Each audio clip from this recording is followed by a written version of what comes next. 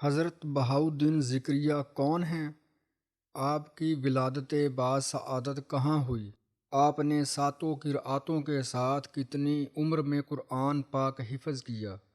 آپ کو بہاؤالدین فرشتہ کیوں کہتے تھے؟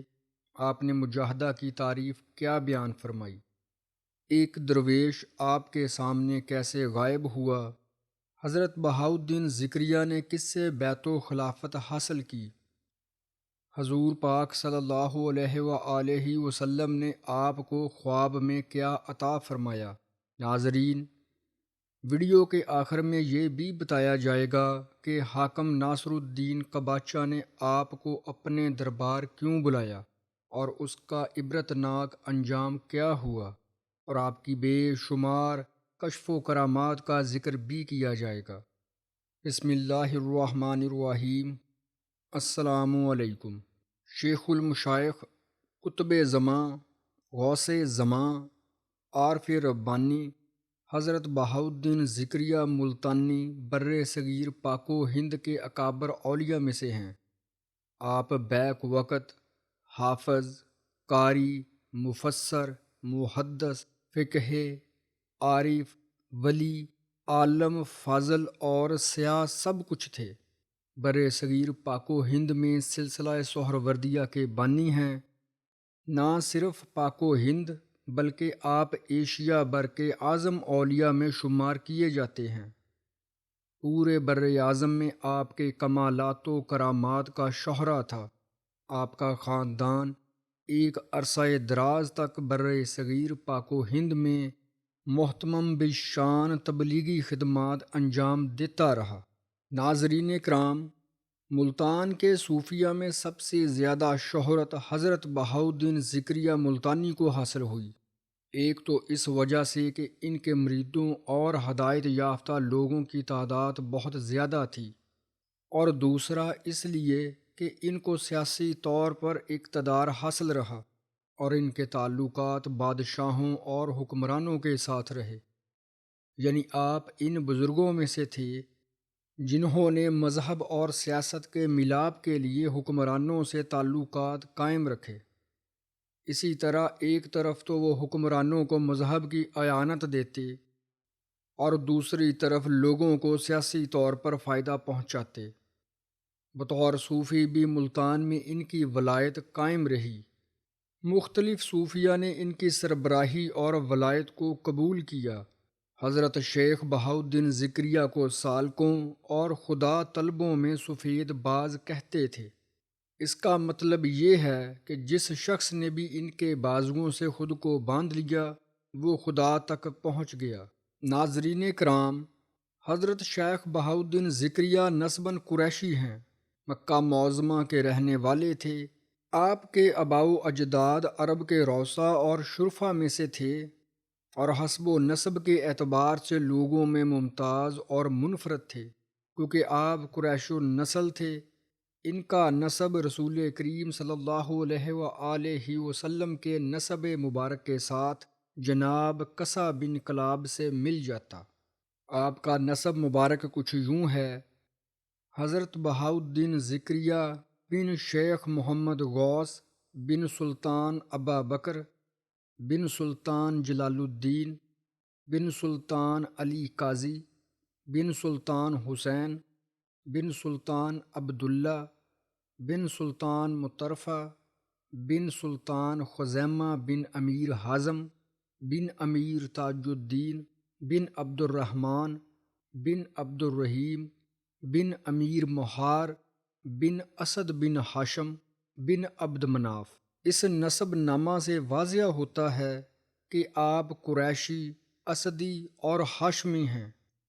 حضرت بہاؤالدین ذکریہ کے جد بزرگوار کمال الدین علی قریشی مکہ معظمہ سے خوارزم میں آئے اور وہاں سے شہر ملتان میں، جو اس وقت قبلۃ الاسلام مشہور تھا، یہاں تشریف لائے اور یہیں سکونت اختیار کی۔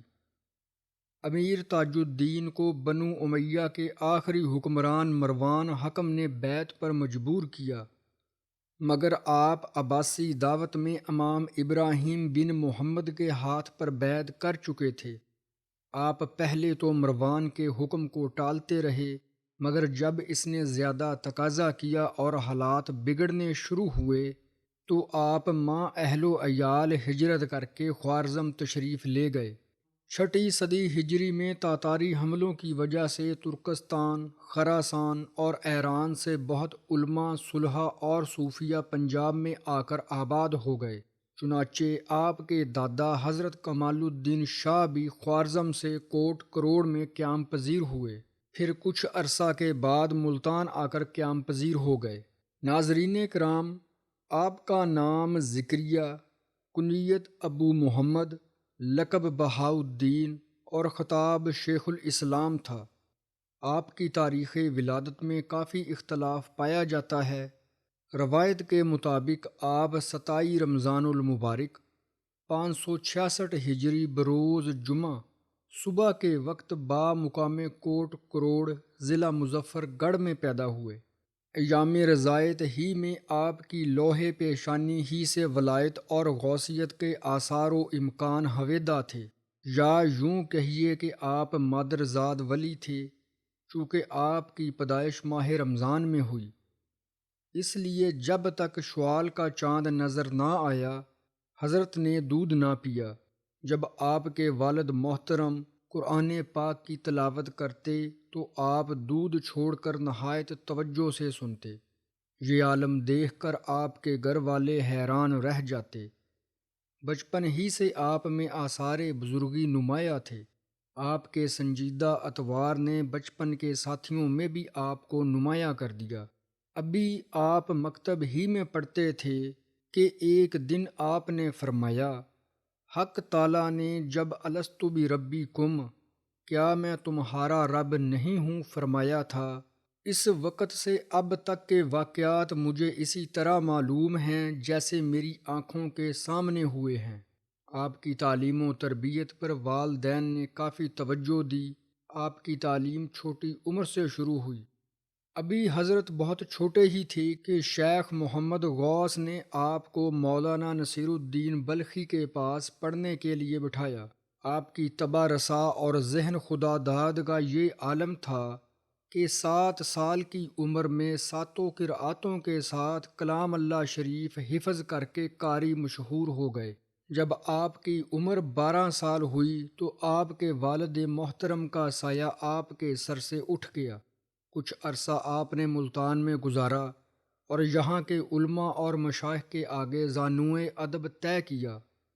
اس کے بعد آپ نے حصول علم کے لیے خراسان، بخارا، مدینہ المنورہ اور فلسطین کے بڑے بڑے علمی مراکزوں کا سفر طے کیا۔ آپ نے سب سے پہلے خراسان کا رخ کیا۔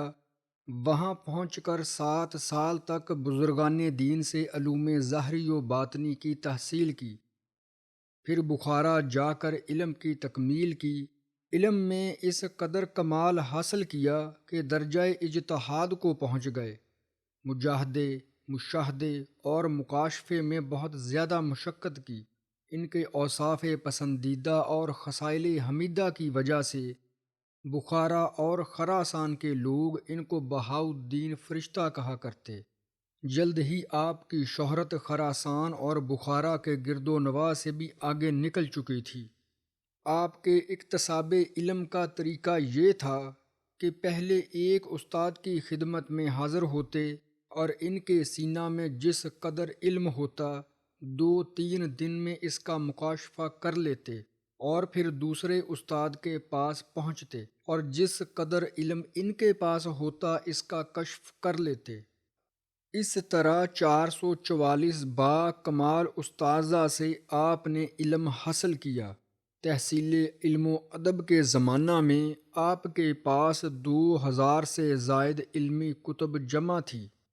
ناظرین کرام، جب آپ تحصیل علم سے کسی قدر فارغ ہوئے تو مجاہدہ اور نفس کشی کی طرف توجہ کی اور لگاتار 20 سال تک ایسا سخت مجاہدہ کیا کہ اس کی تفصیلات سننے سے تعلق رکھتی ہیں۔ ایک دفعہ کسی شخص نے آپ سے مجاہدہ کی بابت سوال کیا کہ کوئی واقعہ اپنے مجاہدہ کا بیان فرمائیں۔ آپ نے فرمایا، اپنے مجاہدہ اور محنت کی کیفیت بیان نہیں کرنی چاہیے، کیونکہ اس میں غرور پایا جاتا ہے اور طالب کو خوف ہوتا ہے کہ کہیں اس کی کمائی دریا میں داخل ہو کر برباد نہ ہو جائے، مگر پھر بھی آپ کی خاطر اتنا ظاہر کرنے میں تامل نہیں کرتا کہ یہ فقیر 20 سال تک ایک چھٹانک پانی اور ایک چھٹانک روٹی پر روزہ افطار کرتا رہا۔ یہ ادنا سے ادنا مجاہدہ ہے اور مبتدی لوگ طبیعت کو قابو میں رکھنے کے لیے کر سکتے ہیں۔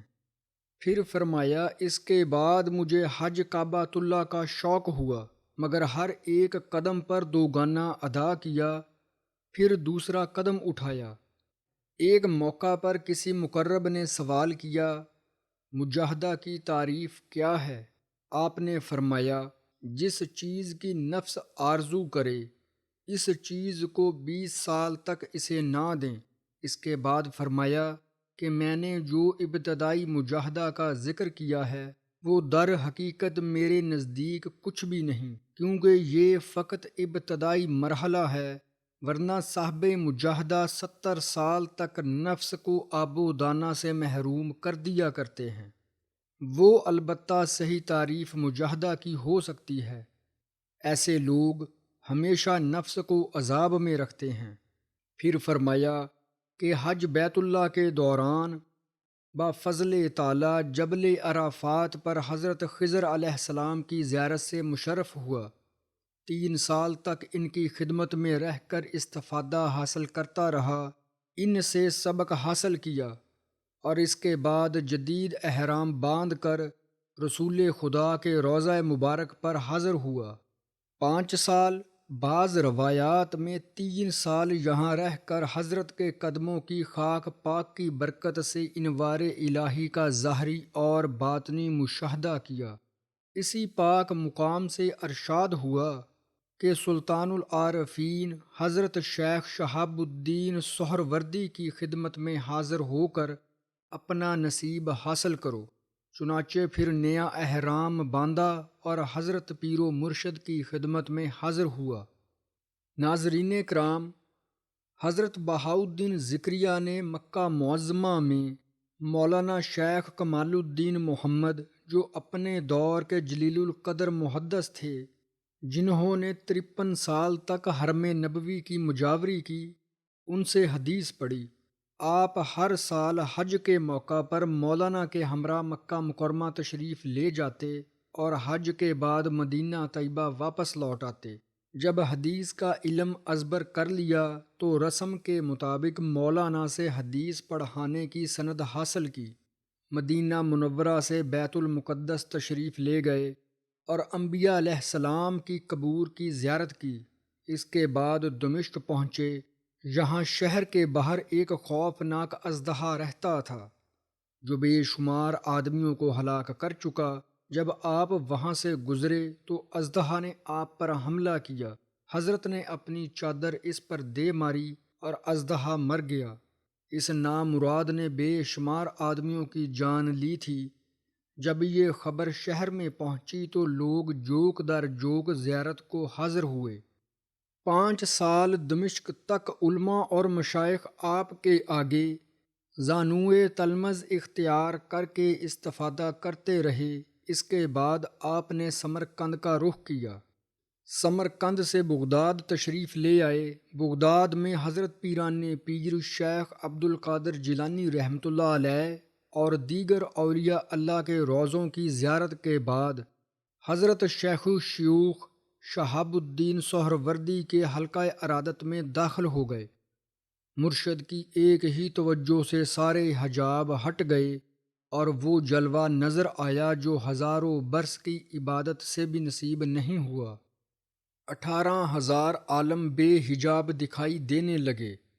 ایک روایت یہ بھی ہے کہ شیخ شہاب الدین سہروردی نے دیکھتے ہی فرمایا، بہاؤالدین 10 سال سے میں تیری راہ دیکھ رہا ہوں، بڑی انتظار کرائی تو نے۔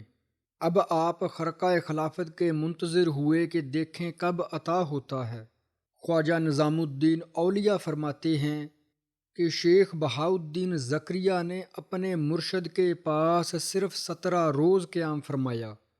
ان کو اپنے مرشد پاک کی طرف سے ساری روحانی نعمتیں مل گئیں اور خرقہ خلافت سے بھی سرفراز کیے گئے۔ ناظرین کرام، آپ کو خرقہ خلافت کیسے حاصل ہوا؟ واقعہ کچھ یوں ہے کہ حضرت بہاؤالدین زکریا نے عالم رویا کے اندر یہ واقعہ دیکھا۔ ایک قصر عالی شان میں سرور کائنات جلوہ افروز ہیں۔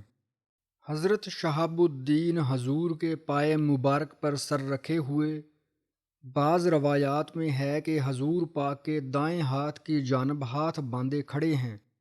اس گھر میں تناب در رسی پر چند خرقے لٹک رہے ہیں۔ اسی اثناء میں حضور پر نور نے شیخ بہاؤالدین زکریا کو طلب فرمایا۔ حضرت شہاب الدین نے شیخ بہاؤالدین زکریا کو ہاتھ سے پکڑ کر بارگاہ نبوت میں قدم بوس کرایا۔ رسول کریم کی ذات نے حضرت شیخ شہاب الدین کو اشارہ فرمایا کہ ان خرقوں میں سے ایک خرقہ شیخ بہاؤالدین زکریا کو پہنا دو۔ حضرت شیخ شہاب الدین نے حکم کی تعمیل کی۔ حضرت بہاؤالدین زکریا اس واقعہ کو خواب میں دیکھ کر نہایت مسرور ہوئے اور خرقہ خلافت پانے کی امید آپ کے دل میں قوی تر ہو گئی۔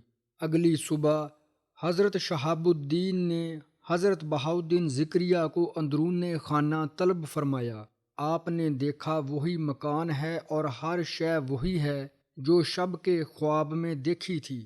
حضرت شہاب الدین مسند مبارک سے اٹھے اور وہی خرقہ جس کی طرف رسول سرور عالم نے شب کو اشارہ کیا تھا اتار کر آپ کو پہنایا اور ارشاد فرمایا، بابا بہاؤالدین، یہ تمہیں رسول کریم نے عطا فرمایا ہے، میں درمیان میں صرف ایک واسطہ ہوں۔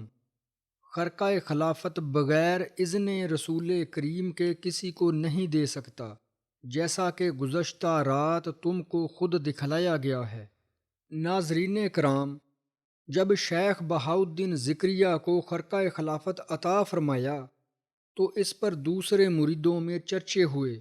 انہوں نے شکایت کی کہ ہم ایک مدت سے خدمت میں ہیں مگر ہمیں وہ نعمت نہ ملی جو ایک ہندوستانی قلیل مدت میں حاصل کر گیا۔ حضرت شہاب الدین کو معلوم ہوا کہ کچھ لوگوں میں خرقہ خلافت کے متعلق رشک پیدا ہوا ہے۔ آپ نے بڑی مجلس میں ارشاد فرمایا، تم لوگ تر لکڑی کی مانند ہو جس میں آگ بڑی مشکل اور دیر سے لگتی ہے۔ بہاؤالدین زکریا خشک لکڑی کی طرح ہے اور آگ خشک لکڑی کو جلد پکڑ لیتی ہے۔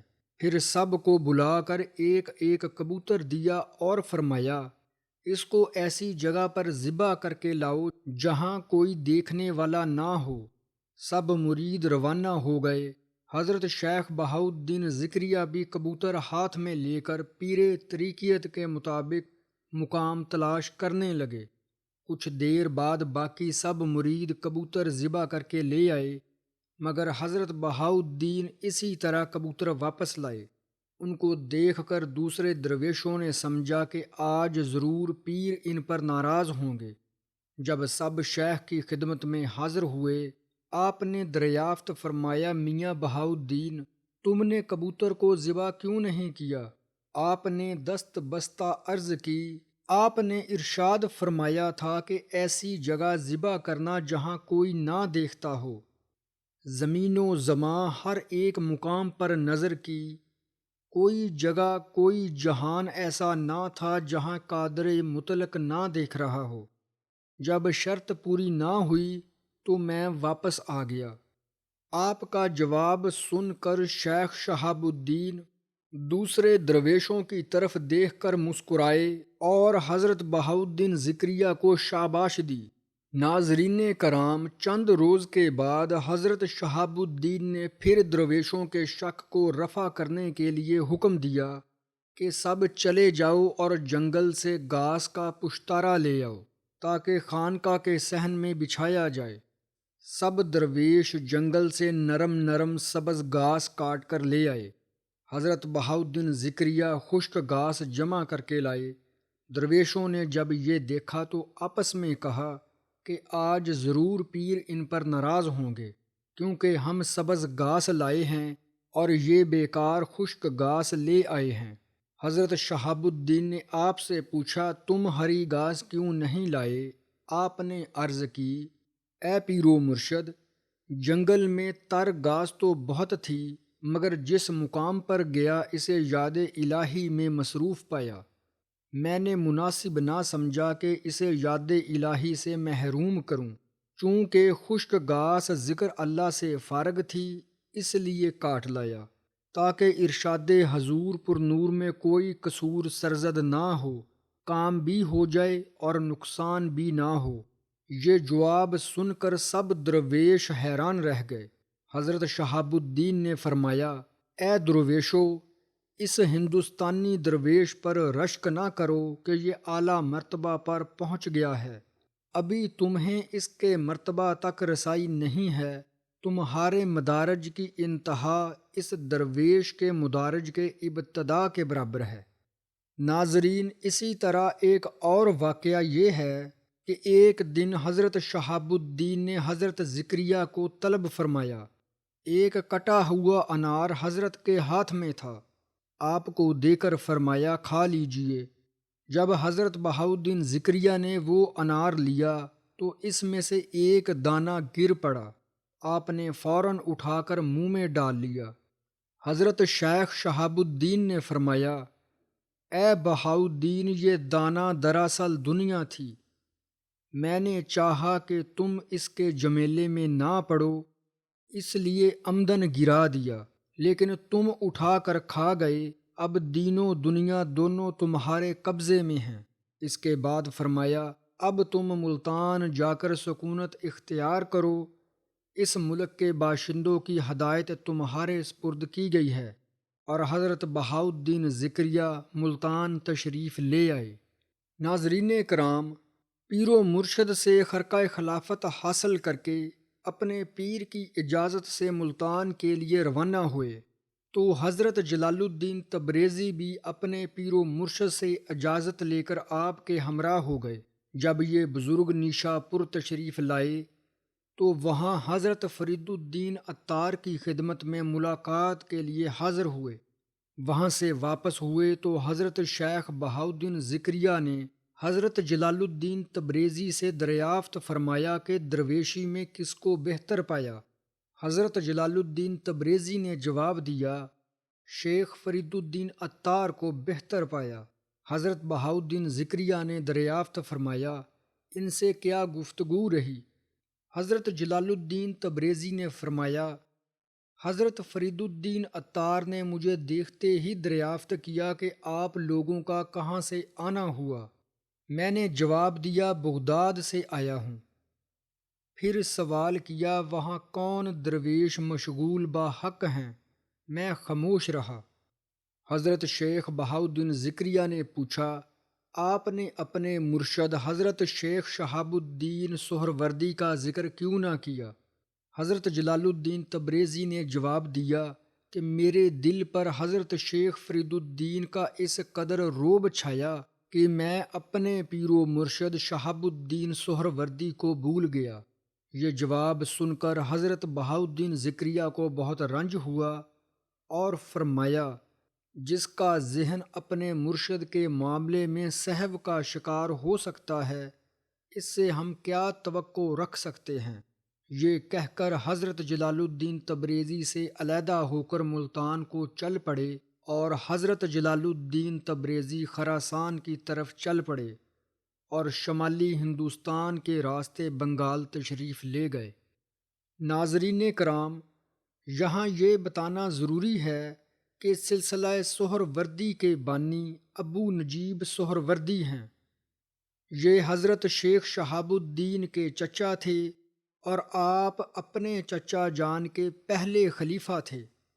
ناظرین کرام، حضرت بہاؤالدین ذکریہ آرام اور سکون سے ملتان کو آ رہے تھے۔ جب غزنی کے قریب پہنچے تو پتہ چلا ملتان کے فرما روا سلطان ناصر الدین قباچہ اور غزنی کے خلجیوں کے درمیان لڑائی جاری ہے، اس لیے آگے جانے کا راستہ محفوظ نہیں۔ پھر آپ بڑھتے ہوئے ایک ایسے گاؤں میں پہنچے جہاں کباچا کی سرحد شروع ہوتی تھی۔ یہ پرفضا اور کوہستانی مقام تھا۔ آپ کچھ دنوں کے لیے یہاں رک گئے اور حالات کا جائزہ لینے لگے۔ اس جگہ آپ کی آمد کا چرچا ہوا تو لوگ جوک در جوک اکٹھے ہو گئے۔ آپ کی رشد و ہدایت کی وجہ سے راہ راست پر آئے۔ یہ مقام آپ کے نام کی وجہ سے شیخ بہاؤالدین ہو گیا۔ آج کل شیخ بدین کہلاتا ہے اور صوبہ سرحد کا صحت افزا مقام ہے۔ کچھ عرصہ کے بعد معلوم ہوا کہ خلجیوں کو شکست ہوئی ہے اور دلی کے تاجدار سلطان شمس الدین التمش کے پاس امداد کے لیے گئے ہیں۔ سلطان شمس الدین نے کباچا کو شکست دی۔ کباچا سندھ بھاگ گیا اور سلطان شمس الدین دلی لوٹ گیا۔ اب راستہ بھی کسی حد تک کھل گیا، لہٰذا آپ تنہا ملتان کو چل دیے۔ آپ جس وقت صاحب کمال و برکات ہو کر ملتان تشریف لائے تو اکابر ملتان میں کچھ حسد ظاہر ہوا اور بطور کنایا آپ کی خدمت میں دودھ سے لبالب بھرا ہوا ایک پیالہ بھیجا۔ مطلب یہ تھا کہ ملتان اولیاء اللہ سے بھرا ہوا ہے اور مزید کسی اور کی گنجائش نہیں ہے۔ آپ کسی اور جگہ ڈیرا جمائیں۔ آپ ان کے اشارے کو بانپ گئے۔ آپ نے اس بھرے ہوئے دودھ کے پیالے میں ایک گلاب کا پھول رکھ کر پیالہ واپس کر دیا، جس کا مطلب یہ تھا کہ ہمارا مقام اسی شہر میں رہے گا جس طرح دودھ پر گلاب کا پھول رکھا ہوا ہے۔ دوسرے لفظوں میں اسی پھول کی طرح ہم نہ صرف یہاں سما سکتے ہیں بلکہ ہماری شہرت اور نیک نامی یہاں کے جملہ با خدا درویشوں پر غالب آئے گی۔ اکابر ملتان اس حسن ادا پر حیران رہ گئے اور آپ کی برکات کے معترف و مطیع ہو گئے۔ ناظرین کرام، ملتان اس وقت ہندوؤں کی اماج گاہ تھا اور ہندوؤں کا سب سے بڑا مندر بھی یہیں تھا، جس کی دیوی کو دن میں کئی بار عرق گلاب سے غسل دیا جاتا۔ دن بھر ہزاروں ہندو نذرانہ دینے اور پوجا کرنے آتے۔ آپ نے اسی مندر کے متصل اپنا ڈیرا ڈال دیا اور اذان کی آواز بلند کر کے ہندوؤں کو اسلام کے رنگ میں رنگ دیا۔ اپنے عزم کی استقامت، کردار کی عظمت اور اخلاق کی قوت سے ایسی صورتحال پیدا کر دی کہ بت پرست بھی آپ کا اس درجہ احترام کرنے لگے کہ انہوں نے اپنے بت قدا کا ایک حصہ ان کے تصرف میں دے دیا۔ آپ کی روحانی عظمت و جلالت کے ساتھ ساتھ صرف یہی ایک بات کہ دشمنان دین تک آپ کے اخلاق حمیدہ سے اس درجہ متاثر تھے، یہ آپ کی عظمت کی دلیل ہے۔ دراصل یہ آپ کے اخلاق حمیدہ کا ہی اثر تھا۔ پڑ گئی ایک نظر جس پہ ہوا حلقے باگوش۔ ناظرین کرام، حضرت نظام الدین اولیاء سے روایت ہے کہ ملتان میں سلیمان نامی ایک شخص نہایت عابد و زاہد تھا۔ شیخ بہاؤالدین ذکریہ ملتانی اس کے پاس گئے اور اس سے کہا، اٹھو اور 2 رکعت نماز پڑھو تاکہ میں دیکھوں کہ تم کس طرح نماز پڑھتے ہو۔ وہ شخص اٹھا اور اس نے نماز شروع کی، لیکن نماز میں حالت قیام کے دوران دونوں قدموں کے درمیان مسنون فاصلہ نہ چھوڑا۔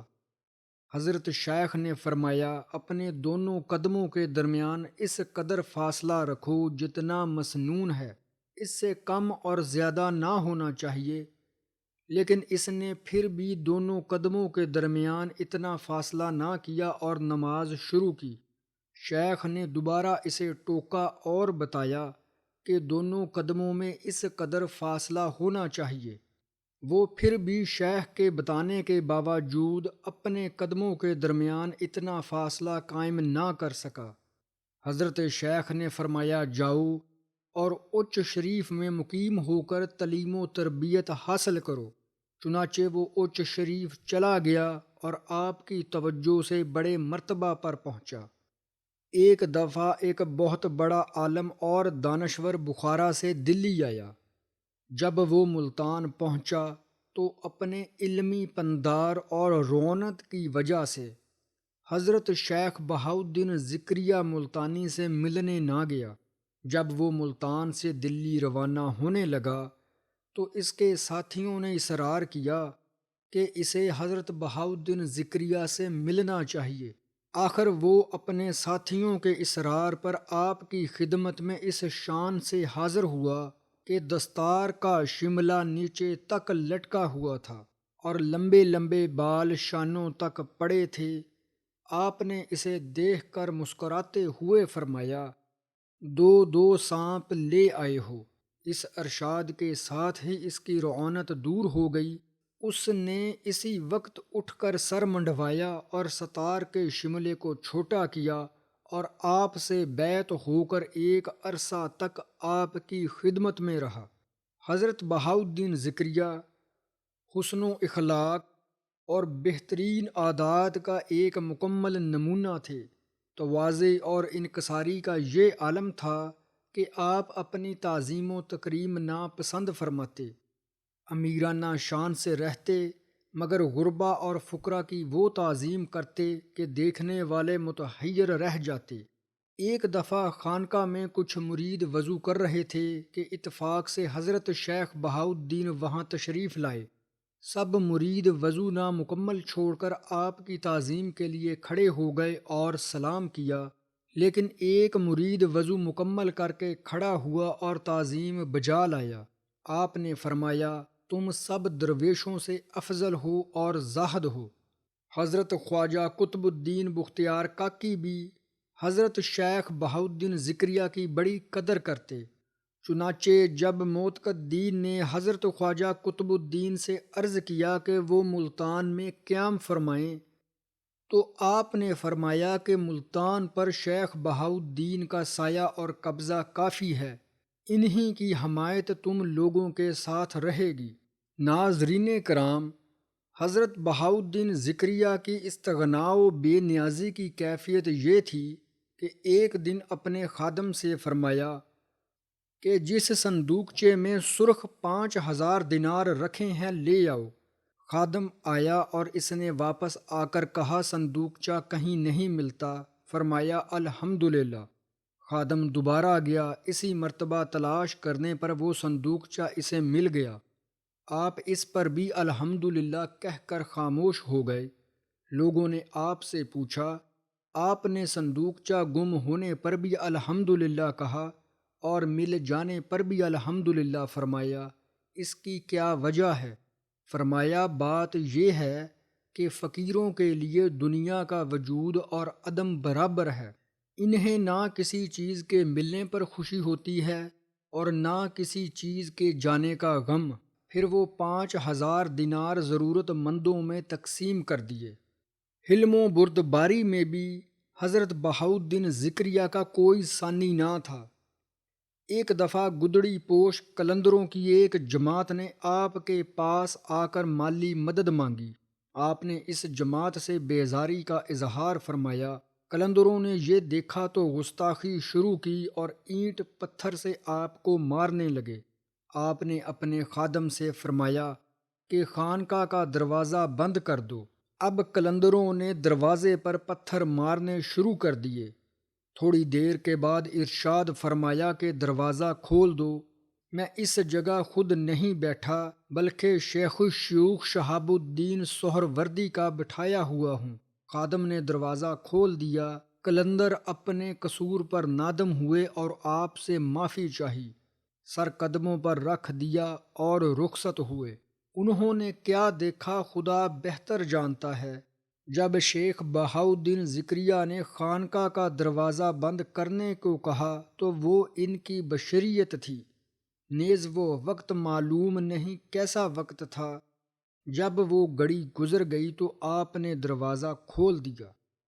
حضرت بہاؤالدین ذکریہ کی ذات مبارکہ نے ملتان شہر کو ہمدوش ثریا بنا دیا۔ آپ نے ملتان کی حالت علم ظاہری و باطنی بدل کر رکھ دی۔ ہر طرف مسجدیں، مدرسے، خانقاہیں، مجلس خانے اور لنگر خانے تعمیر ہونے لگے اور دیکھتے ہی دیکھتے خوبصورت عمارتیں تیار ہو گئی۔ ملتان میں آتے ہی آپ نے پہلا دینی مدرسہ قائم کیا۔ یہ مدرسہ بر صغیر کا قدیم ترین دینی مدرسہ شمار ہوتا ہے۔ ملتان کا وہ مدرسہ جس کے آپ سب سے پہلے مہتمم تھے، آہستہ آہستہ اسلام کی مرکزی یونیورسٹی کی صورت اختیار کر گیا، جس میں جملہ علوم و فنون، منقولات اور معقولات کی تعلیم دی جاتی۔ خود بہاؤالدین زکریا اس کے پرنسپل تھے۔ اس میں نہ صرف بر صغیر پاک و ہند بلکہ بلاد ایشیا، عراق، شام اور حجاز تک کے طلباء زیر تعلیم تھے، جن کی تعداد کئی ہزار تک پہنچ گئی، اور اس میں برابر اضافہ ہوتا رہا۔ آپ کے درس کی اتنی دھوم تھی کہ بلاد اسلامیہ کے طالب علم تحصیل علم کے لیے ملتان تشریف لائے، اور جو طالب علم طویل مدت گزار کے کسی اور ملک میں بھی جاتا تو اسے بڑی قدر و منزلت کی نگاہ سے دیکھا جاتا۔ آپ نے اپنی درس گاہ سے 1,00,000 سے زائد ایسے باعمل اشخاص پیدا کیے جنہوں نے مشرق میں ملائیشیا، انڈونیشیا، سمرقند و بخارا، خراسان اور مشرق وسطیٰ تک پھیل کر بندگان خدا کی دینی فلاح اور معاشرتی و معاشی خوشحالی کی راہیں ہموار کی۔ یہ مدرسہ اور کتب خانہ لنگا خاندان کے زمانہ میں مرزا حسین ارغوانی کے حملہ ملتان میں تباہ ہو گیا، اور اس کے رہے سہے آثار سکھوں نے مٹا دیے۔ ناظرین کرام، حضرت بہاؤالدین زکریا کی نوعمری کے متعلق مشہور ہے کہ آپ نے 20 سال تک مسلسل روزے رکھے، صرف پانی اور تھوڑی سی روٹی سے افطار فرمایا کرتے۔ آپ کی عبادت و ریاضت درجہ کمال پر تھی۔ آپ دنیاوی مشغولیت کے ساتھ ساتھ یاد الہی کو بے حد پسند فرماتے۔ یہی وجہ ہے کہ آپ کے زمانہ میں لونڈیاں جو چکی پیستی تھی وہ بھی ذکر اللہ کرتی اور قرآن مجید ختم کر کے ہی اٹھتی۔ آپ کے اکثر مرید صاحب کشف و کرامات اور اہل کمال ہوئے ہیں۔ وہ مرید شریعت اور طریقت میں مستقیم تھے۔ آپ کے مؤذن کا نام بلال تھا۔ آپ اسے بلال کہہ کر پکارتے۔ خدا کی شان کہ وہ بلال ثانی ہی بن کر رہا۔ اس کا مزار ملتان شہر میں حسین آگاہی سے جنوب کی طرف محلہ بانگاں بلیل میں واقع ہے۔ بانگاں بلیل آپ ہی کا نام ہے۔ بانگاں خالص ملتانی لفظ ہے جو فارسی کے لفظ بانگ سے مشتق ہے، یعنی مؤذن۔ بلیل دراصل بلال تھا، لوگوں نے بلیل بنا دیا۔ ناظرین کرام، حضرت بہاؤالدین زکریا کا قرون وسطیٰ کی سیاسیات پر گہرا اثر و رسوخ تھا۔ حضرت کے ساتھ سلطان شمس الدین تمش کے اچھے تعلقات تھے۔ سلطان قباچہ کے مقابلے میں آپ نے سلطان شمس الدین التمش کی حمایت کی، اور سلطان شمس الدین کی درخواست پر آپ نے شیخ الاسلام کا عہدہ بھی قبول فرمایا۔ حضرت بہاؤالدین زکریا نے ایک لمبی عمر پائی۔ آپ کی عمر تقریباً 96 سال تھی، اس لیے نصف سے زائد صدی کے سیاسی حالات آپ کی آنکھوں کے سامنے سے گزرے اور کئی بادشاہوں کا زمانہ دیکھا۔ اس زمانے کے سیاسی حالات بھی عجیب تھے۔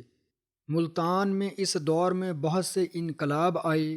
غزنویوں کی حکومت گئی تو غوری آئے، پھر خاندان غلامان برسر اقتدار آیا، جن کے 9 بادشاہوں کا زمانہ قطب الدین ایبک سے غیاث الدین بلبن تک جناب شیخ الاسلام نے دیکھا۔ ملک ناصر الدین قباچہ اور سلطان شمس الدین کے درمیان ملتان اور اچ کے بارے میں خون ریز مارکے ہوئے، جن میں بالآخر سلطان شمس الدین کامیاب ہوا۔ پھر جلال الدین منکوبرنی نے ملتان پر قبضہ کرنے کے لیے سخت کوشش کی اور ملک میں سخت افراتفری پیدا ہوئی۔ پھر تاتاری اس کے تعاقب میں چند بار اس علاقے میں آئے اور تباہی پھیلائی۔ پھر کارلگ ترکوں نے اس علاقہ پر قبضہ کر لیا، اور ان میں اور حکام دلی میں کشمکش رہی۔ اس تمام بد امنی، بربادی، ویرانی اور خرابی نے لوگوں کے دلوں کو مذہب سے تسکین ڈھونڈنے پر مجبور کیا، اور جناب حضرت بہاؤالدین ذکریہ نے اسلام کا پیغام بروقت ان تک پہنچایا اور ان کی ڈارس بندائی۔ ناظرین کرام، یہ ایک دلچسپ واقعہ ہے۔ جب حضرت بہاؤالدین ذکریہ کے دور میں ملتان کا حاکم سلطان ناصر الدین قباچہ تھا، اسے علماء اور مشائخ سے عقیدت نہ تھی۔ ایک دن آزمائش کی غرض سے حضور کی خدمت میں حاضر ہوا اور سوال کیا، نشان اولیاء چیست؟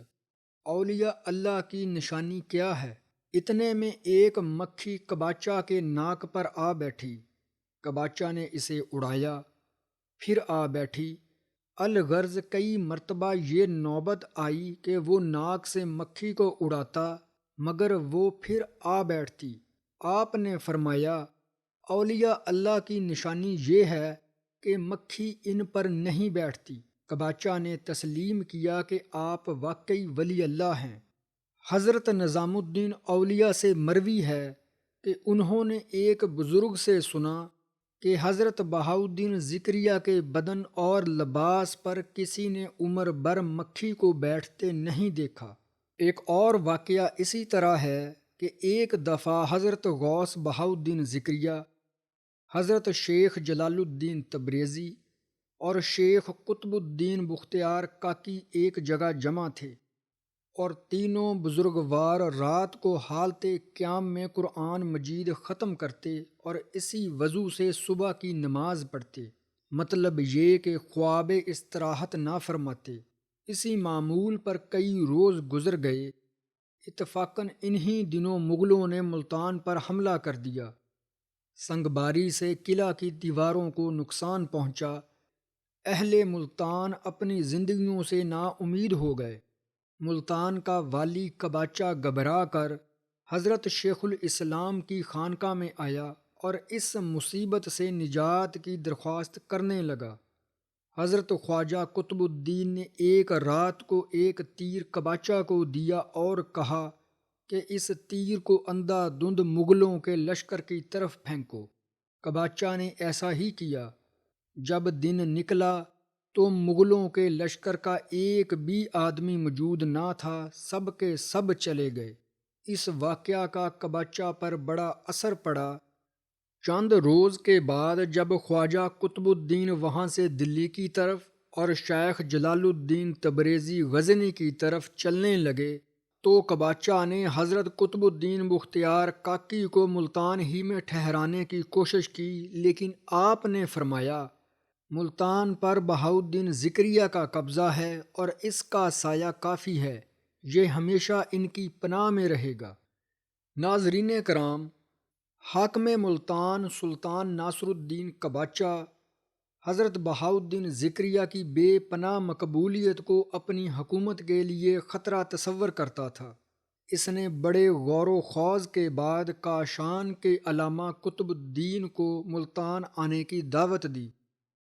وہ بھی فقراء اور مشائخ کا معتقد نہ تھا، حالانکہ علامہ کا شمار اس دور کے بڑے علماء میں ہوتا۔ قباچہ نے ان کے لیے ایک مسجد اور ایک مدرسہ تعمیر کرایا اور اسی میں نماز پڑھایا کرتے، علوم دین کی تعلیم بھی دیا کرتے۔ قباچہ اور امرائے دربار بھی ان کا بہت زیادہ ادب و احترام کرتے۔ حضرت بہاؤالدین ذکریہ کو سب کچھ معلوم تھا، لیکن اس کے باوجود اپنے محل سے چل کر جامعہ مسجد میں پہنچے اور ان کی اقتداء میں صبح کی نماز ادا کرتے۔ ایک روز مولانا نے حضرت ذکریہ سے دریافت فرمایا، آپ اس قدر دور سے آ کر میری اقتداء میں نماز پڑھتے ہیں، آپ کو تکلیف ہوتی ہوگی۔ اس قدر تکلیف کی کیا ضرورت ہے؟ نماز اپنی مسجد ہی میں ادا فرما لیا کریں۔ حضرت بہاؤالدین ذکریہ نے فرمایا، حدیث شریف میں ہے، جس نے ایک متقی عالم کے پیچھے نماز پڑھی، گویا اس نے بھیجے ہوئے رسول کے پیچھے نماز پڑھی۔ میں اسی پر عمل کرتا ہوں۔ اتفاقاً ایک دن آپ دیر سے نماز میں شامل ہوئے۔ پہلی رکعت ہو چکی تھی، آپ کو دوسری رکعت ملی۔ مولانا نے دوسری رکعت حسب قاعدہ تشہد کیا تو آپ سلام پھیرنے سے قبل کھڑے ہو کر اپنی نماز کو پورا کرنے لگے۔ نماز ختم ہونے کے بعد مولانا نے حضرت بہاؤالدین ذکریہ سے دریافت کیا کہ حضرت آپ قبل از سلام کیوں کھڑے ہو گئے؟ اگر خدا نخواستہ امام سے سہو ہو گیا ہوتا اور وہ سجدہ سہو کرتا تو آپ اس سجدہ میں کیسے شریک ہو سکتے؟ آپ نے جواب دیا، جس شخص کو نور باطن سے یہ معلوم ہو جائے کہ امام کو سہو نہیں ہوا تو اس کو کھڑے ہو کر نماز پوری کرنے میں کیا بات اڑے آتی ہے؟ مولانا نے ذرا خفگی سے کہا کہ جو نور احکام شریعت میں پابندی کا قائل نہ ہو وہ ظلمت سے بدتر ہے۔ آپ نے یہ جملہ سنا اور خاموش ہو گئے اور پھر کبھی مولانا کی اقتداء میں نماز پڑھنے نہ گئے۔ اس واقعے نے مولانا کے دل میں ایک خلش پیدا کر دی۔ مولانا کی صحبت میں ایک بزرگ ایسے بھی تھے جو اولیاء اللہ کی بڑی عزت کرتے۔ انہوں نے مولانا سے کہا، آپ فقیروں کی عزت نہیں کرتے، یہ بات کچھ اچھی نہیں ہے۔ مولانا نے ذرا لاپرواہی سے جواب دیا کہ جناب، میں نے اپنی ساری عمر میں صرف ایک ہی فقیر پایا جس کا میں دل سے معتقد ہوں، وہ اللہ والا کاش گھر میں تھا۔ پھر فرمانے لگے، جب میں کاش گھر میں تھا تو میرے چاقو کا دستہ ٹوٹ گیا، میں جگہ جگہ اس کو لیے پھرا تاکہ کوئی اسی طرح کا دستہ میرے چاقو میں بنا کر ڈال دے، لیکن سب نے معذوری ظاہر کی۔ آخر کار میں نے ایک بزرگ صورت لوہار کی خدمت میں حاضری دی، ان سے اپنے چاقو کے دستہ کا ذکر کیا اور کہا، میں چاہتا ہوں کہ یہ دستہ اسی طرح ہو جیسے پہلے تھا۔ اس بزرگ نے وہ چاقو میرے ہاتھ سے لے لیا، منہ کے قریب لے جا کر کچھ پڑا اور اس پر پھونک مار دی۔ میں نے دیکھا کہ وہ دستہ ویسا ہی تھا جیسے پہلے تھا، ذرا سا بھی فرق نہیں تھا۔ میں اسی دن سے ان کی بزرگی کا قائل ہو گیا۔ اس واقعے کو سن کر انہوں نے فرمایا، مولانا، آپ کو معلوم ہے کہ وہ بزرگ کون تھے؟ وہ حضرت نجم الدین یوسف لوہار تھے جو حضرت بہاؤالدین ذکریہ کے مرید تھے۔ مولانا یہ بات سن کر بہت شرمندہ ہوئے اور حضرت شیخ کی خدمت میں حاضر ہو کر قدم بوسی کی اور اپنی سابقہ گفتگو کی معافی چاہی۔ حضرت شیخ بہاؤالدین ذکریہ نے مولانا کو معاف کر دیا اور مولانا پر آپ کی شخصیت کا رعب کچھ اس طرح پڑا کہ ان کا ملتان میں رہنا مشکل ہو گیا۔ نماز کے سلسلے میں جو گفتگو ہوئی تھی وہ بار بار ذہن میں آ کر کوفت کا سبب بنتی۔ مولانا اسی پریشانی کے عالم میں ملتان چھوڑ کر دلی روانہ ہو گئے۔ ناظرین کرام، ناصر الدین قباچہ نے سلطان التمش کی بڑھتی ہوئی سطوت و قوت کو دیکھ کر اس کے خلاف موانادانہ سازش کی۔ اس نے چاہا کہ سلطان التمش سے بغاوت کرے اور مخالفت و سرکشی پر آمادہ ہو جائے۔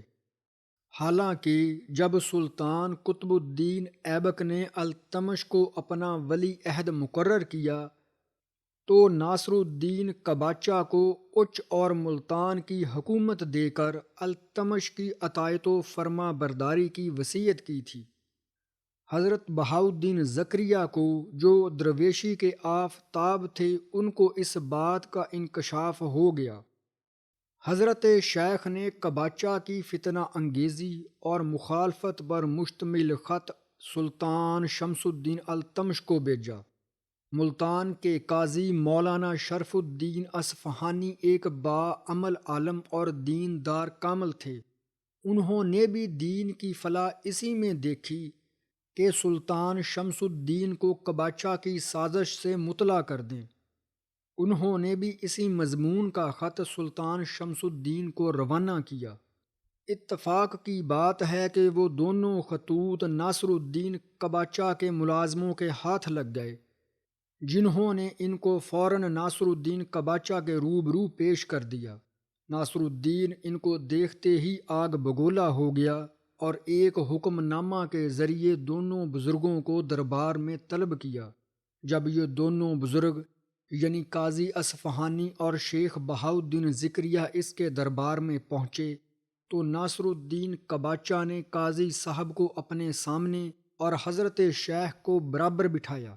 سب سے پہلے قاضی صاحب کے ہاتھ میں ان کا خط دیا، وہ اس کو دیکھ کر خاموش ہو گئے اور دوبارہ دریافت کرنے پر بھی خاموش رہے تو قباچہ غصے میں آپے سے باہر ہو گیا اور جلاد کو حکم دیا کہ ان کا سر قلم کر دیا جائے۔ جلاد نے آگے بڑھ کر ان کا سر کاٹ لیا۔ ان کے بعد وہ حضرت شیخ بہاؤالدین کی طرف متوجہ ہوا اور حضرت کا خط بھی ان کے ہاتھ میں دیا۔ آپ نے خط پڑھا اور فرمایا، یہ خط بے شک میرا ہے، مگر میں نے حق تعالیٰ کے حکم سے اس کو لکھا ہے، اور جہاں تک مجھے علم ہے میں نے یہ خط بالکل صحیح لکھا ہے، اور تو جو کرنا چاہتا ہے کر گزر، آخر تو کر ہی کیا سکتا ہے، تیرے ہاتھ میں ہے ہی کیا۔ آپ کا یہ جواب سن کر قباچہ پر لرزہ طاری ہو گیا اور سوچ میں پڑ گیا۔ اس نے کھانا لانے کا اشارہ کیا۔ حضرت بہاؤالدین ذکریہ کا دستور تھا کہ وہ کسی کے گھر کا کھانا نہیں کھاتے۔ قباچہ کا مقصد یہ تھا شیخ چونکہ کھانا کھانے سے انکار کریں گے اسی بنا پر انہیں اذیت پہنچاؤں گا۔ جب کھانا سامنے لایا گیا اور ہر کسی نے کھانے کی طرف ہاتھ بڑھایا تو شیخ نے بھی بسم اللہ الرحمن الرحیم پڑھی اور اپنا ہاتھ کھانے کی طرف بڑھایا اور کھانا شروع کر دیا۔ قباچہ نے جب یہ دیکھا تو اس کا تمام غصہ جاتا رہا اور وہ شیخ سے کچھ نہ کہہ سکا اور شیخ باسلامت اپنے گھر واپس آ گئے۔ ناظرین کرام، اس کے بعد سلطان شمس الدین التمش نے دلی سے آ کر قباچہ کے پایہ تخت اچ کا محاصرہ کیا۔ قباچہ نے حالات کو بگڑتے دیکھا تو اپنے وزیر کو فوج دے کر قلعہ اچ میں چھوڑا اور خود خزانہ لے کر قلعہ بکھر میں چلا گیا۔ 1 مہینے کے محاصرہ کے بعد قلعہ اچ فتح ہوا۔ قباچہ کو اچ شریف کی فتح کا سن کر اپنی ناکامی اور مایوسی کا اتنا شدید احساس ہوا کہ اس نے خود کشی کرتے ہوئے اپنی ناکام زندگی کو دریائے سندھ کی لہروں کی آغوش میں ڈبو کر کھو دیا۔ بعض روایات میں ہے کہ وہ بکھر سے سندھ پار نکل جانے کے ارادہ سے کشتی پر سوار ہوا جو بدقسمتی سے الٹ گئی اور اپنے اہل و عیال سمیت سندھ کی لہروں میں ڈوب گیا۔ اس کی گورنری کا زمانہ 602 ہجری سے 625 ہجری تک ہے۔ اسی طرح ملتان کا سارا علاقہ بھی سلطان شمس الدین کی حکومت میں شامل ہو گیا۔ ناظرین کرام، یہ واقعہ بہت ہی دلچسپ ہے۔ یہ تو آپ اوپر سن ہی چکے ہیں کہ حضرت جلال الدین تبریزی نشاپور میں حضرت شیخ بہاؤالدین ذکریہ سے علیحدہ ہو کر خراسان چلے گئے۔ کچھ عرصہ کے بعد دلی تشریف لائے۔ سلطان شمس الدین ان کی عظمت اور بزرگی کی شہرت پہلے ہی سن چکا تھا، چنانچہ جب وہ دلی کے قریب پہنچے تو سلطان نے علماء اور مشائخ کی ایک جماعت کے ساتھ شہر کے باہر جا کر ان کا استقبال کیا اور ان کو دیکھتے ہی گھوڑے سے اتر آیا اور ان کو آگے کر کے خود پیچھے پیچھے شہر کی طرف روانہ ہوا۔ یہ تعظیم و تکریم شیخ الاسلام نجم الدین سغرا کو پسند نہ آئی۔ ان کے دل میں حضرت جلال الدین تبریزی کی طرف سے رشک و حسد کی آگ بھڑک اٹھی، مگر اس کا اظہار نہیں کیا اور سلطان سے یہ خواہش ظاہر کی کہ حضرت جلال الدین تبریزی اس کی قیام گاہ کے قریب ہی فروکش ہوں، یعنی نجم الدین سغرا کی قیام گاہ کے قریب، اور ایک مکان تجویز کیا جو بیت الجن کے نام سے مشہور تھا۔ سلطان شمس الدین نے اپنے عزیز اور محبوب مہمان کو جنوں کے مکان میں ٹھہرانا پسند نہ کیا، مگر نجم الدین سغرا نے کہا، اگر حضرت جلال الدین تبریزی کامل درویش ہوں گے تو مکان خود جنات سے پاک ہو جائے گا، اور اگر ناقص ہوں گے تو اپنی فریب دہی کی سزا پائیں گے۔ ناظرین کرام، یہ گفتگو بالکل علیحدہ ہوئی تھی کہ حضرت جلال الدین تبریزی نے خود اس مکان میں رہنے کا اعلان کر دیا۔ جب وہ اس مکان میں داخل ہوئے تو ان کے قدم کی برکت سے مکان تمام بلیات سے پاک ہو گیا اور ان کو کسی قسم کا گزند نہ پہنچا۔ دوسرے روز حضرت خواجہ بختیار کاکی کی علیحدہ ملاقات کے لیے شہر کی تنگ گلیوں میں ہو کر چلے۔ حضرت بختیار کاکی کو کشف ہوا کہ حضرت جلال الدین تبریزی ان سے ملنے آ رہے ہیں، تو وہ خود گلیوں میں ہوتے ہوئے ان کے استقبال کو بڑھے۔ جس وقت حضرت خواجہ جلال الدین خواجہ بختیار کاکی کے ہمراہ ان کی خانقاہ میں پہنچے، اس وقت یہاں مجلس سماع ہو رہی تھی۔ اس فارسی بیت پر خواجہ صاحب کو وجد آ گیا، جس کا ترجمہ یہ ہے کہ وحدت کے مے خانے میں ایثار کی گنجائش نہیں، یک رنگی کی دنیا میں اغیار کے لیے جگہ کہاں۔ سلطان شمس الدین حضرت جلال الدین تبریزی کے ساتھ مرشد کا یہ لگاؤ دیکھ کر ان کا اور بھی متقد ہو گیا۔ اس سے نجم الدین سغرا کا حسد اور زیادہ بڑھا۔ ایک روز موسم بہار میں سلطان شمس الدین نے فجر کی نماز سے پہلے نجم الدین سغرا کو اپنے محل بلایا، ان کو امام بنایا اور نماز شاہی محل کی چھت پر ہوئی۔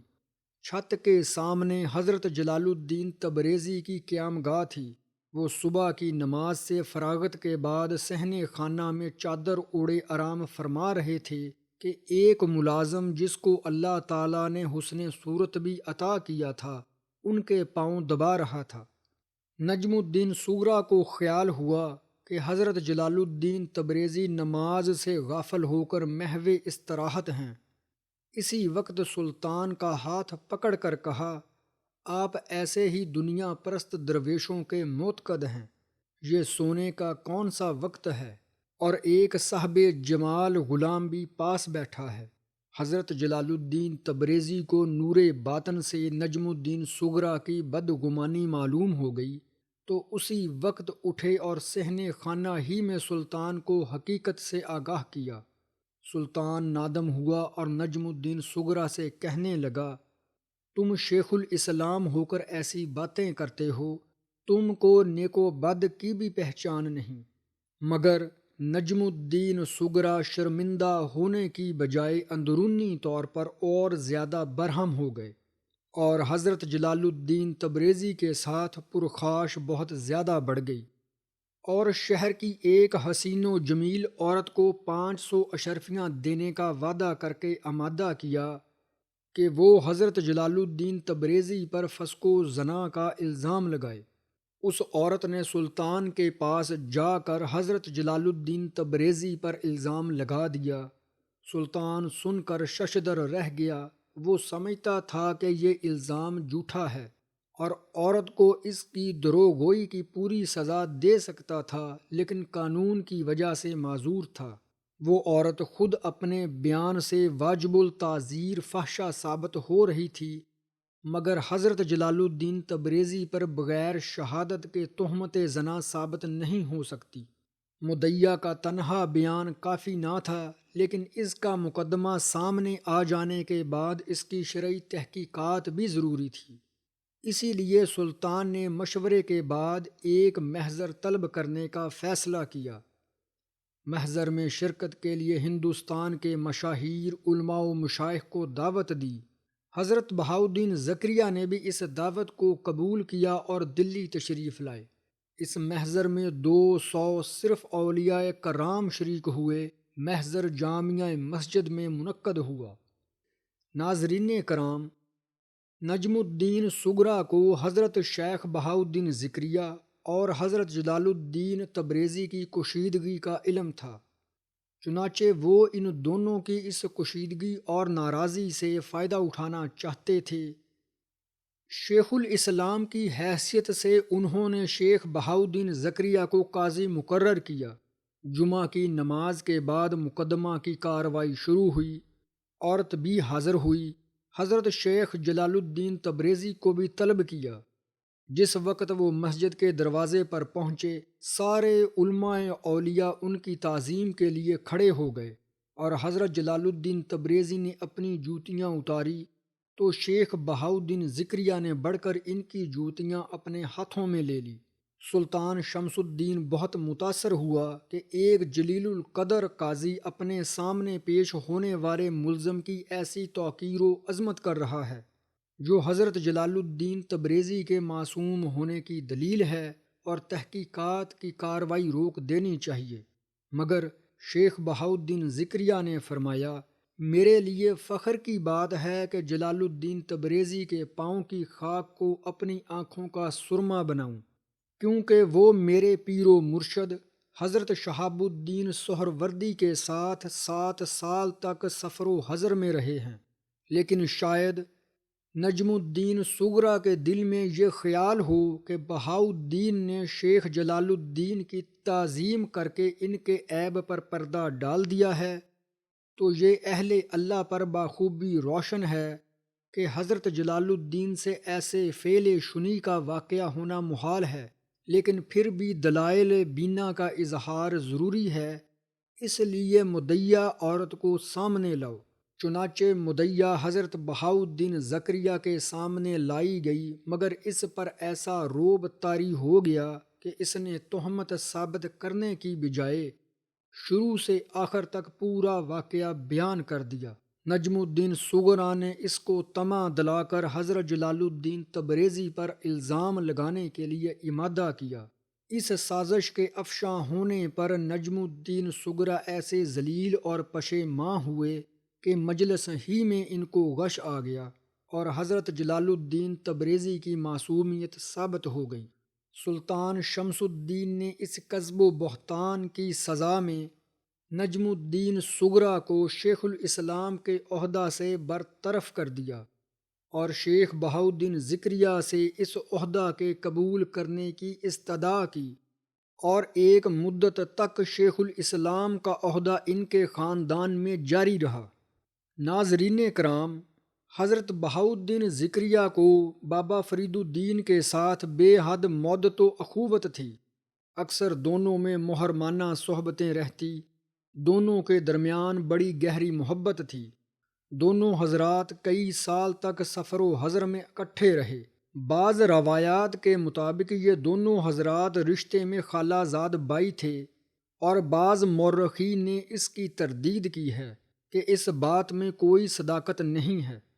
ناظرین کرام، مفتی غلام سرور لاہوری نے اس بات کی وضاحت اس طرح کی کہ حضرت بہاؤالدین ذکریہ کے والد ماجد شیخ وجیہ الدین محمد غوث کی شادی مولانا حسام الدین ترمذی کی دختر سے قلعہ کوٹ کروڑ میں ہوئی، اور حضرت بابا فرید الدین کے والد محترم حضرت جمال الدین سلیمان کی شادی ملا وجیہ الدین کی صاحبزادی کرسم خاتون سے ہوئی۔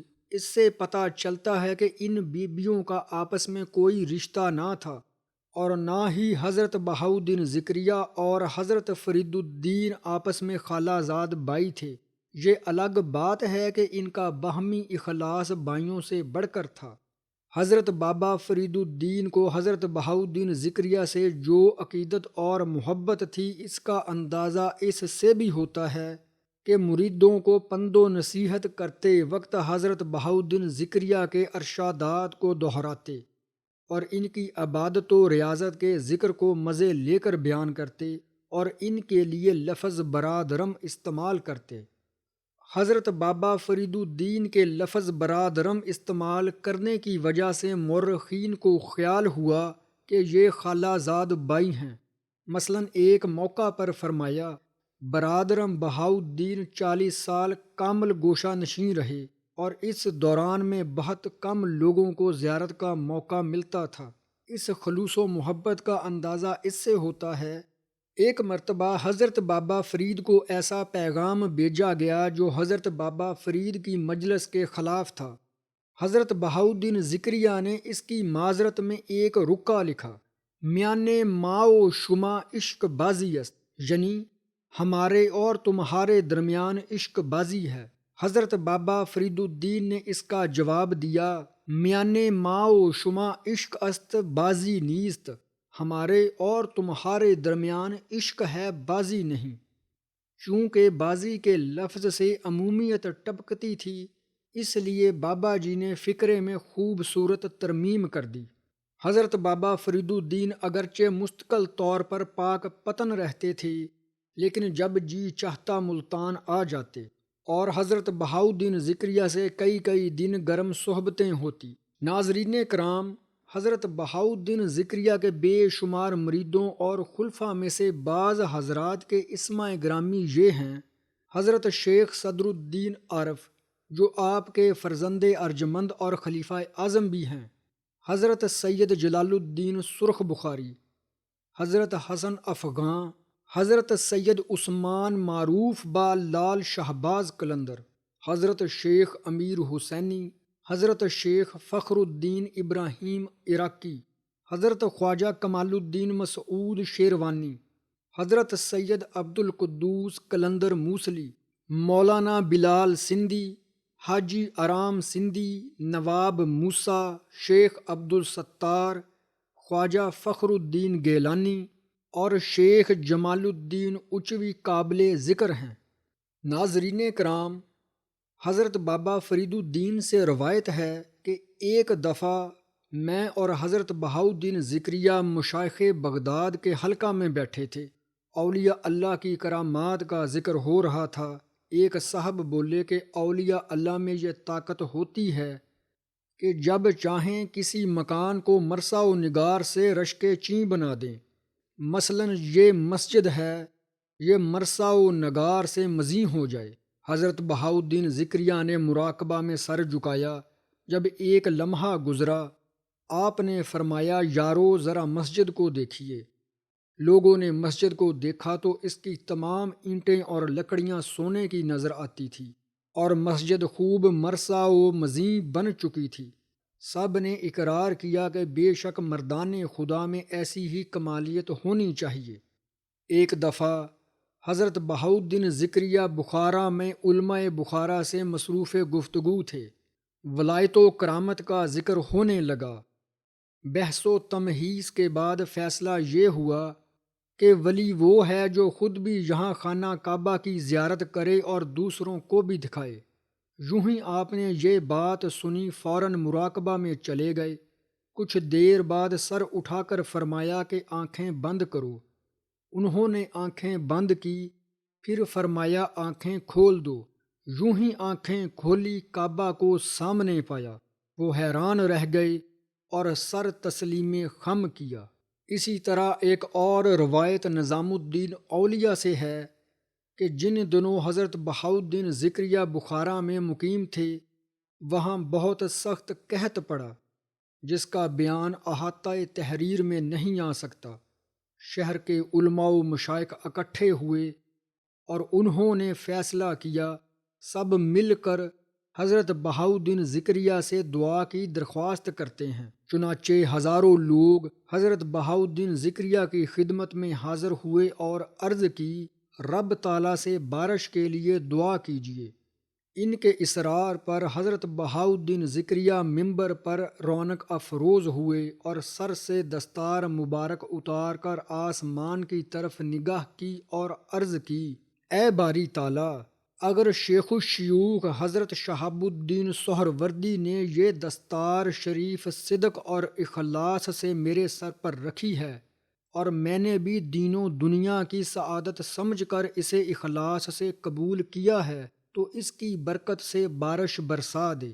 ابھی آپ نے یہ بات ختم نہ کی تھی کہ آسمان پر گرج سنائی دی اور اس قدر بارش ہوئی کہ 7 دن تک شہر میں پانی کھڑا رہا۔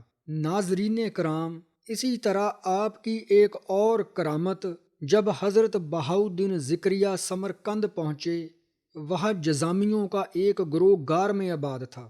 اتفاقاً آپ ایک روز وہاں جا نکلے۔ انہوں نے جب حضور کو دیکھا تو آپ کے گرد جمع ہو گئے۔ آپ نے فرمایا، کیا چاہتے ہو؟ عرض کی، آپ سے دعا چاہتے ہیں تاکہ اللہ تعالیٰ اپنے رحم و کرم سے ہمارا یہ مرض دور کر دے۔ حضرت بہاؤالدین ذکریہ نے دعا کے لیے ہاتھ اٹھائے تو ندا آئی، اے بہاؤالدین، یہ گروہ زیر عتاب ہے، ان کا معاملہ پیش نہ کرو۔ حضرت بہاؤالدین ذکریہ کی ذات میں کرم اور رحم کا مادہ زیادہ تھا۔ اللہ تعالیٰ کی جناب میں دوبارہ گڑ گڑا کر عرض کی، اے ارحم الراحمین، اگر تیری ذات ان پر رحم نہیں کرے گی تو یہ کس دروازے پر جائیں گے؟ رحمت الہی جوش میں آئی اور حضرت بہاؤالدین ذکریہ کی دعا منظور ہو گئی۔ وہاں ایک حوض پانی سے بھرا موجود تھا۔ آپ نے جزامیوں کو اس میں غسل کرنے کا حکم دیا اور وہ فوراً اللہ تعالیٰ کے کرم سے شفا یاب ہو گئے۔ ناظرین کرام، حضرت بہاؤالدین ذکریہ کا ذکر و مقام بہت بلند ہے۔ ویڈیو زیادہ لمبی ہونے کی وجہ سے آپ کا باقی ذکر خیر دوسری ویڈیو میں بیان کیا جائے گا۔ امید ہے آپ کو آج کا یہ موضوع پسند آیا ہوگا۔ انشاءاللہ جلد ملتے ہیں حضرت بہاؤالدین ذکریہ کے باقی ذکر خیر کے ساتھ۔ تب تک کے لیے اپنا خیال رکھیں۔ اللہ حافظ۔